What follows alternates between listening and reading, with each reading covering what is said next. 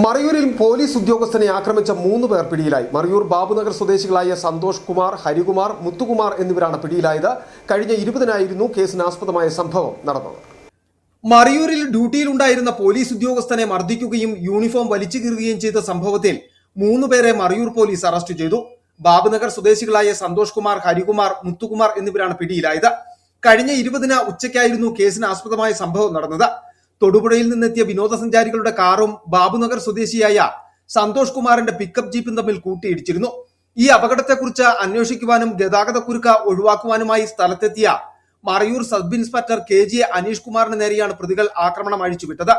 Police ഉദ്യോഗസ്ഥനെ മർദ്ദിക്കുകയും ഔദ്യോഗിക കൃത്യനിർവഹണം തടസ്സപ്പെടുത്തുകയും ചെയ്ത പ്രതികൾ അദ്ദേഹത്തിന്റെ യൂണിഫോമും വലിച്ചു കീറിയിരുന്നു. സംഭവശേഷം ഒളിവിൽ പോയിരുന്ന 1-ാം പ്രതി സന്തോഷ് കുമാറിനെയാണ് കഴിഞ്ഞ ദിവസം മറയൂർ പോലീസ് പിടികൂടിയത്. മറ്റു പ്രതികളായ ഹരികുമാർ, മുത്തുകുമാർ എന്നിവരെ സംഭവ ദിവസം തന്നെ കസ്റ്റഡിയിലെടുത്തിരുന്നു.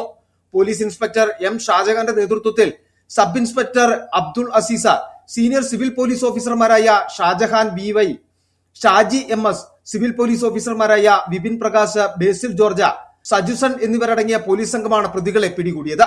City vision, Marayur.